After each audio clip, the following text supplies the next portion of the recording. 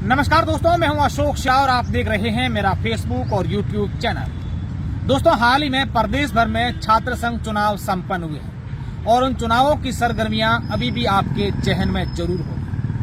लेकिन वो सरगर्मियां आपको याद हो या ना हो, लेकिन दो ऐसे नाम हैं राजस्थान भर से उभर कर सामने आए हैं जो हर किसी व्यक्ति की जुबां पर है। जी हाँ, मैं बात कर रहा हूं छात्र नेता रविंद्र सिंह भाटी और निर्मल चौधरी की। रविंद्र सिंह भाटी को तो चुनावों से पहले ही हर कोई व्यक्ति जानता था, क्योंकि उन्होंने छात्रों को लेकर पूरे प्रदेश भर में कई बड़े आंदोलन किए और उसी आंदोलन की बदौलत छात्रों की हितों की बात को लेकर जिस प्रकार से उन्होंने संघर्ष किया है, उसकी बदौलत उन्होंने एक बार फिर जोधपुर के सबसे बड़े जय नारायण व्यास विश्वविद्यालय में फतह हासिल की है। अरविंद सिंह को छात्र संघ अध्यक्ष बनाया है और निर्मल चौधरी ने भी जैसे ही राजस्थान यूनिवर्सिटी में चुनाव जीते, वो अध्यक्ष बने, उसके बाद से लगातार वो सुर्खियां बटोर रहे हैं और सोशल मीडिया पर हो चाहे मीडिया के बड़े बड़े प्लेटफॉर्म पर हो,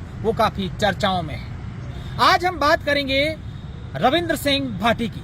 मैं रविंद्र सिंह भाटी के नाम के आगे छात्र नेता अब इसलिए नहीं लगा रहा हूं क्योंकि रविंद्र सिंह भाटी अब प्रदेश भर में एक बड़े नेता के रूप में उभर कर सामने आ रहे हैं। ऐसा मैं इसलिए कह रहा हूं क्योंकि छात्र संघ चुनावों के दौरान हम सब ने देखा था कि किस प्रकार से रविंद्र सिंह भाटी के सामने एक तरह से पूरे के पूरे जो राजनीतिक दल हैं और कई बड़े राजनीतिक नेता जो हैं वो उनके सामने आ गए थे छात्र संघ चुनावी मैदान में। और राजनीतिक गलियारों में चर्चाएं तो ये भी हो रही हैं कि छात्र संघ चुनाव में रविंद्र सिंह भाटी के सामने राजस्थान सरकार के मुखिया के बेटे वैभव गहलोत भी खुले रूप से सामने आ गए थे और एनएसयूआई के जो प्रत्याशी थे हरेंद्र चौधरी, उनकी खुलकर कैंपेनिंग भी की। अब रविंद्र सिंह भाटी जीतने के बाद अरविंद सिंह के साथ, मोती सिंह के साथ, दरअसल जीते तो अरविंद सिंह भाटी हैं छात्र संघ चुनावों में और छात्र संघ अध्यक्ष जो हैं वो अरविंद सिंह भाटी बने हैं, लेकिन लोग ऐसा मानते हैं, ऐसा सोचते हैं कि जितनी मेहनत अरविंद सिंह भाटी की रही, कहीं उससे ज्यादा मेहनत रविंद्र सिंह भाटी की उनको जिताने में रही है। अब रविंद्र सिंह भाटी, अरविंद सिंह भाटी और मोती सिंह जोधा तीनों अलग अलग क्षेत्रों में जा रहे हैं। वो कई लोग जो हैं उनका स्वागत भी कर रहे हैं।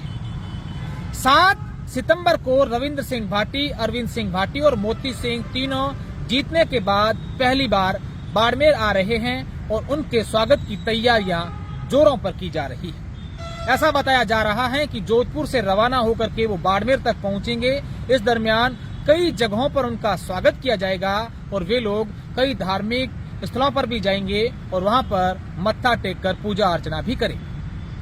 रविंद्र सिंह भाटी, अरविंद सिंह और मोती सिंह के साथ 7 सितंबर को बाड़मेर जिला मुख्यालय में करीब करीब दोपहर तक पहुंच जाएंगे और उनके स्वागत के लिए दोपहर 3 बजे उत्तरलाई पर बड़ी रैली का आयोजन किया गया है और उस रैली में ऐसा बता रहे हैं कि सैकड़ों की संख्या में वाहन शामिल होंगे और उसके बाद शाम को करीब 5 बजे बाड़मेर जिला मुख्यालय स्थित टाउन हॉल में उनका स्वागत समारोह रखा गया है और ऐसा मानते हैं कि उस समय कई हजारों लोगों की भीड़ इकट्ठा हो सकती है। अब रविंद्र सिंह के भाटी के आगमन और स्वागत की बात हो गई। अब बात करते हैं रविंद्र सिंह भाटी को लेकर राजनीतिक गलियारों में किस प्रकार की चर्चाएं की जा रही है। निर्मल चौधरी की तो चर्चाएं पूरे प्रदेश भर में तेजी से और जोरों से हो रही है। निर्मल चौधरी को एक बड़े नेता के रूप में लोग मानने लग गए हैं, लेकिन रविंद्र सिंह भाटी को प्रदेश स्तरीय नेता के रूप में कई लोग मानना शुरू हो गए हैं और जैसे ही अभी के जो चुनाव थे छात्र संघ चुनाव, वो रविंद्र सिंह भाटी के पक्ष में आए, उसके बाद से कई बड़े राजनीतिक दलों के बड़े बड़े नेता हैं, उनके पैरों तले जमीन खिसक गई है क्योंकि उनको ऐसा लगना अब शुरू हो गया है कि रविंद्र सिंह भाटी कहीं हमारा पत्ता नहीं काटते। अलग अलग विधानसभाओं से चुनाव लड़ने की बातें रविंद्र सिंह की सामने आ रही हैं, लेकिन रविंद्र सिंह से हमने भी और कई मीडिया के लोगों ने उनसे जब पूछा तो उन्होंने ये कहा कि मैं भविष्य के बारे में कुछ नहीं कहता हूं, अभी मैं छात्र नेता हूं और छात्रों के हितों की बात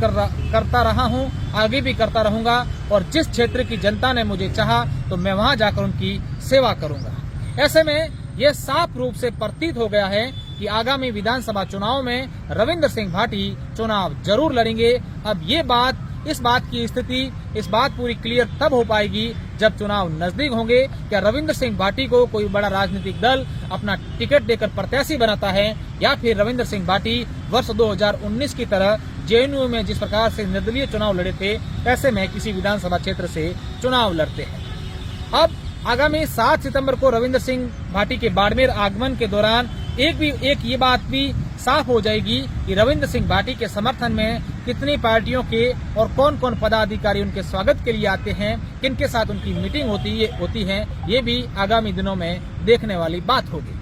रविंद्र सिंह भाटी को बाड़मेर से बार बार इसलिए जोड़ा जा रहा है कि रविंद्र सिंह भाटी बाड़मेर जिले के दुदोड़ा गांव के हैं और ऐसा भी मानते हैं कि वो बाड़मेर की किसी एक विधानसभा से चुनाव लड़ सकते हैं।